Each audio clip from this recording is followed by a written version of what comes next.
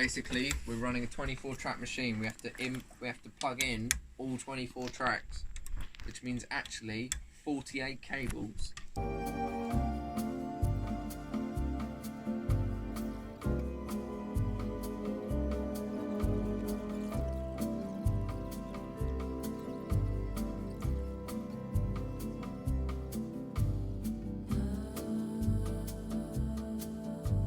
Next thing that needs to happen is someone needs to pass me the reel with a yellow stripe down it.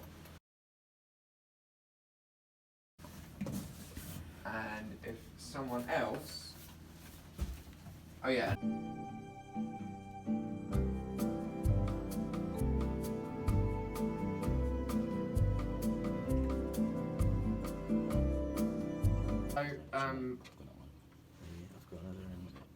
I asked the engineer which way round we should turn on the Dolby and the tape machine, and he said provided that the desk is muted when you turn these on. Doesn't really care. The Dolby doesn't have a power switch on it.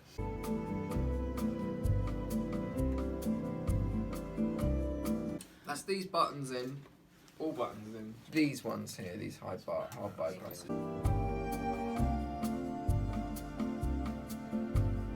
And also the sync to match the playback head. Okay, you got to get them to match. Otherwise, what will happen is someone's singing and you think, man, that sounds okay. And you listen back to it on the sync, and it's got like loads of presence. You're like, okay, great. And then you play it back in the mix when you're mixing off of the playback head with like, and you're like, hang on a minute, it just doesn't have any of the brightness at all. It's got loads of the low end. Okay, and you'll be able to know what you're putting down to the tape, and also what you're getting off, and it'll be accurate. So we have to line up all of the heads to do that. Quickly go through something. This machine has 3 modes: stop,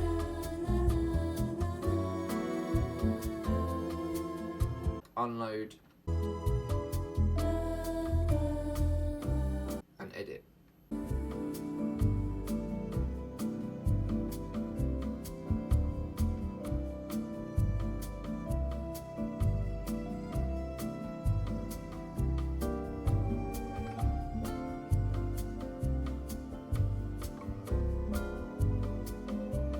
How do you change the mode? Do you remember?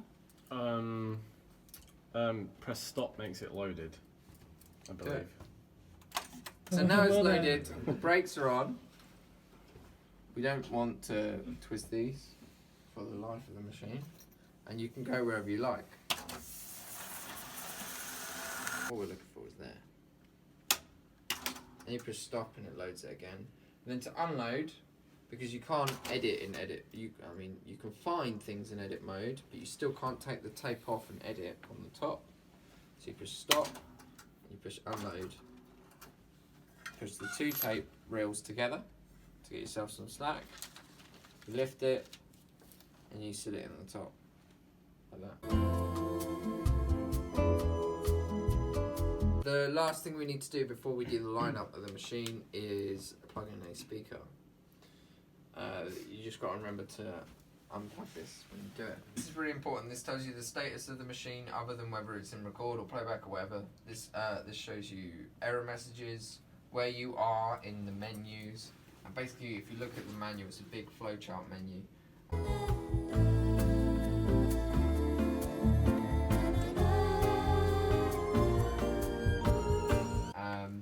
So we have just ignoring the top one for a moment, but we're in master safe, which is really important because we've got our MRL reel on. These 2 I'll explain later, as well as this one and that one as well. So we ignore the top row. The bottom 2 rows are for controlling this part of the machine. To be really honest, but there we are. So we're going to push next. And we want to set up the alignment of the machine. If you look, under the end there's a tiny little line. If I move the cursor, it goes over to mode and back. Okay, so cursor is about where that line is, what you're doing. Okay, last will get you back, next will get you forward, and the bottom ones actually calibrate the setting that that you actually alter the setting that you're using.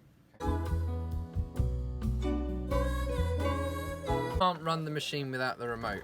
Okay, it doesn't function without the remote. I mean, it tries to function, but you wouldn't be able to use the functions without the remote. The primary of which is changing the heads. Okay, so the sync head engages the sync head, repro engages the repro head. If you're in input, you engage no head, so you just hear the signal that's actually coming into the machine before the machine. And if you push ready, or the green ones, when you have it out of master safe, you engage record, which we're not going to do on this tape because it's the MRL. How did you, because before it was on thingy. Sync. So how did you change it to repro? By changing the head on the other machine. Oh, okay. So you do it in there? Yeah, yeah. You can only do it in there? I have not found how to do it on here. Fair enough. You literally just press repro. It says repro level here. What I'll do is I'll go through the repro head, you guys go through the sync head. Okay? What we're gonna do is the tape stock that we're using, we know that we want to have 5 dB of headroom. That means we set up the repro head at 5 dB quiet, and then when we set up the record head, we make it 5 dB louder, bringing the repro head to 0. So if you've got 5 dB extra headroom on the tape, but you're not using it, then you're actually, say you're using none of the extra headroom, your noise floor is 5 dB louder than it could be. So what we need to do is push it back this way to the point that 0 has the perfect noise floor ratio, signal to noise ratio. And then what we do then is when we print, because you're turning up the record head and you're turning down the repro head, your 0 on your meters on the desk should still match to 0 on here, provided that you're not doing something silly with the Dolby. We'll push play, the man will talk, and we're on repro level here. And if we had, say, a different tape stock yesterday and it was 8 dB, we'd push all, and it would light up like a Christmas tree. And you would adjust all of them, and then what you would do is you push all again, and you could go through the channels. And if you look here, I'm doing up and down, pushing store before I move on to the next channel that I adjust. Up and down, store, and what we're doing is we're adjusting repro level, and you have to make sure that it says repro level here, otherwise you're in trouble. So did you explain the Z-lock about how you're... No, I didn't. That's correct. So I've set 0 by pushing reset to the moment when the man says hertz, and then 1K plays. To get back to 0, you push Z-lock, not reset. And to calibrate 0, you push reset, not Z-lock. Okay. You mean to calibrate 0? To tell it where 0 is. Oh, right, just to set 0. Okay. Right, So when this ends in a second, because there's about 50 seconds to a minute of this, right? It goes Z-lock. But whilst you're finding a location, you can give it any command you want. We'll line them up. And it will do it. Cool. Will it do it once it gets to 0? Yeah. Yeah, it like lines up the What if you don't commands. want to go the whole way? What if I don't want to go all the way? Yeah. Double tap stop. And it will stop. Put the 0 at 50. There. So this is 10 kilohertz, It's really nice. but we need to make sure we push next here.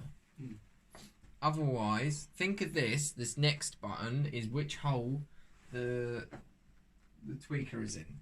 Right? Does it give any indication of what frequency you're doing or no? Next one says repro treble. Treble, It's yeah. 10 High kilohertz. frequency. Was that treble. one say repro level? Yeah. Oh. Level is is 1K. 1K. Yeah, remember? In the middle. Yeah. Cool. Yeah. So this is 16. We're just going to quickly go. If you look here, push next. We're going to do repro bass. So we're waiting for 100 hertz. So we don't line up 16, we only line up 10, and that's with the machine saying treble. Yeah. And then we skip 16, and then we wait for 100 hertz, and that's bass, right? Yeah. 16 is on there, but we just Yeah, pass through it. we don't line it up.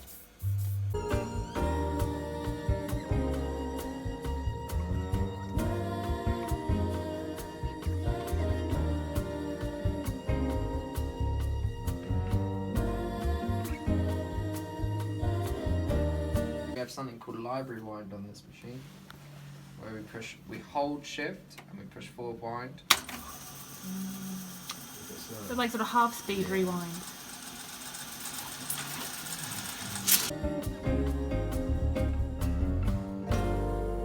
We've done the playback from the sync head, we've done the playback from the repro head. Okay? They're where we want them to be, all at -5.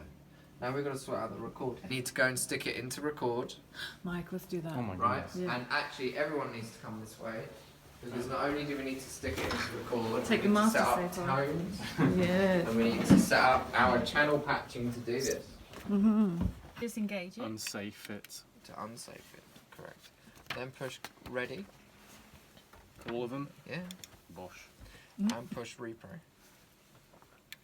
What this is going to do is when it's in this mode, this is the only way to get the machine to record whilst playing back what's on the tape and not in input. If you record in sync mode, it will auto input, but even if you don't have the auto input on, as soon as you go into record, what you'll actually hear is input. You see how it still flicks up even though it's not on auto input. You need to be able to print 5 dB more and get that to be at 0. Okay, and the only way you can do that is by looking at your level through the repro head. Is everyone with me there? It's a really bad analogy. Yeah. Oh, that makes sense. Cool. So the danger is if we forget to hit that repro button, we'll be lining up something that isn't even on the tape at all. It's just literally getting monitored through the inputs. Yeah, we'll be lining up we will be affecting the lineup looking at the tape, but we won't be lining up with the adjustment of 5 dB. Yeah. You'll lose all of the stuff you've just done now. You'll be kind of adjusting it kind of blindly Yep. in a way. That makes sense. So they're all at 0 BU. Happy with that? The last 32 here, 32. Sorry, 25 to 32. Okay. Now what we need to do is we need to be able to send those tones to every single channel on the tape machine. Okay, so what we do is we bring the faders to 0. We take them out of mute, but we don't need to mix them. There's no need in us listening to this noise anymore. We're going to send 25 to channels 1 to 12. Okay, via the long fader. Because it's the tape return, yeah, out of Pro Tools. Yeah. We're going to send 26 to 13 to 24 with the shift button and long fader. And that's sending all the tones to all of the tape inputs. Every single channel. So we've got a tone of 1K. We're sending it at 0 VU on the faders, not on the master. So on the individual channel. So you want it to Yeah, so bring it so it peaks at 0. yeah, that's what I mean.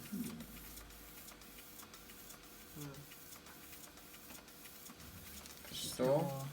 Keep going. Channel, isn't it?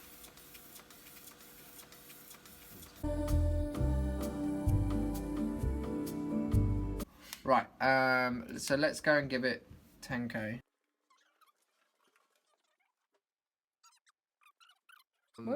Previously, the biasing on that machine we pulled down by 5 on the input because we know that the biasing is usually 5 over, we want it to peak at 0. This machine, I think we've biased it previously, the last time I lined it up to +3. So we're taking 3 off. So I'm going to take, about 3 off on here. And Or I put- could do this it is on the more 10K tone. accurately. I could do it more accurately on here. Make this -919. 10K, taking 3 dB off because we're about to. Because I'm pretty sure I biased it at 3 dB over. But then we just have to make sure this goes back. Yeah. Yeah. We're doing 3 over. So if you look, the whole thing is going to be lit up now. It's once again the Christmas tree. And we need to put it into record. And this is exactly the same as the tweakers. Left and right. Okay? And right goes up and then it goes down again. Oh yeah. Okay? So up goes up and then it goes down again. Yep. Okay? So, here we are. It's going to go up and back down again. And what number Now. are we looking for going down? -3? We're going to look for -3. So that was down. I went all the way down first. When you're setting your bias, you want to go all the way down first, all the way to the point where it won't move anymore, which is now. I'm going to look at channel 5 because I saw that channel 5 peaked somewhere around 0, and that's where I'm going to have the most amount of accuracy. So I'm going to go up. It peaks at 0, just over 0. So now as I'm coming back down, it's going to go 1, 2, and I want to be just above 3. And I'm still going up. Does everyone understand that I still went up? Yeah. So they all peak at the same point? They all have the same point where they all come back? You'd have to do it individually? No, as long as you're doing them all by the same amount of dB, they're all actually pretty uniform except for 13, which is good.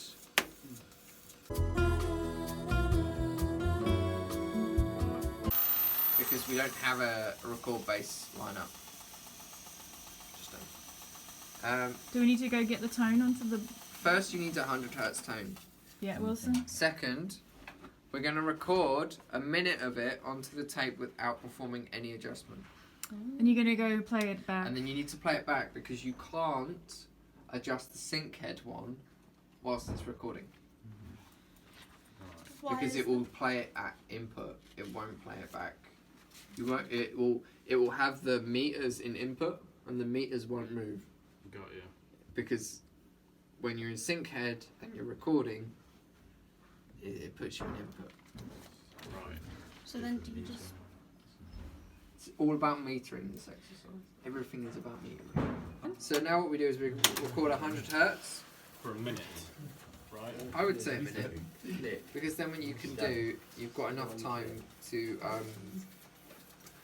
mess about with it when you just do it in playback. Right. So you're like making your own time. Yeah.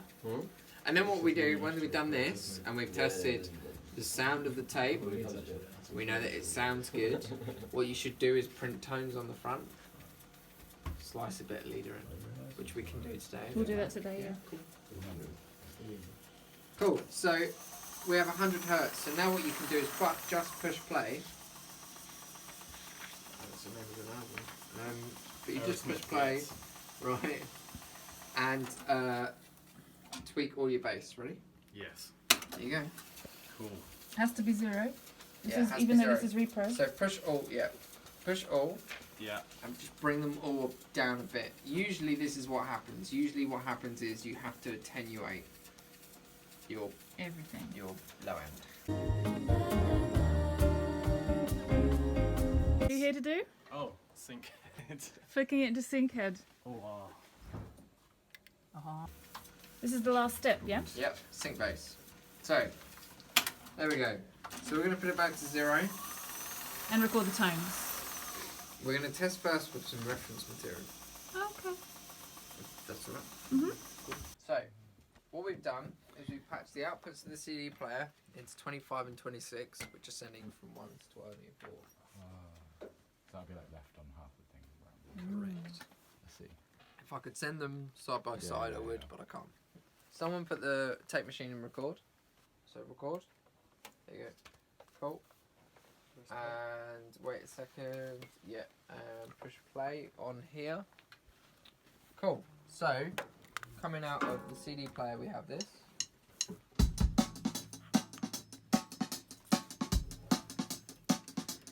So what we're gonna do is we're gonna have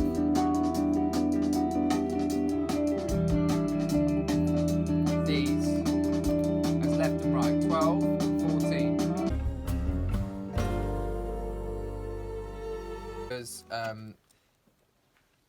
because you're on the sync head, and the sync head, whilst it's recording is by default on input.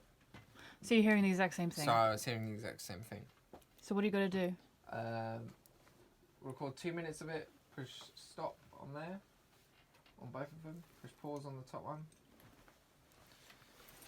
And what we'll do is it a click of 4 in? Yeah. That's the noise that rewindy shouldn't be noise. happening because it's in auto mute.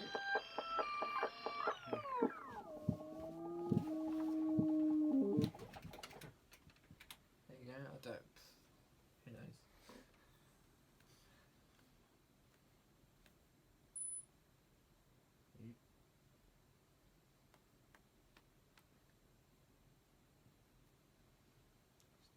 Everyone's waiting. Oh, is that, yeah. Cool. Play that one.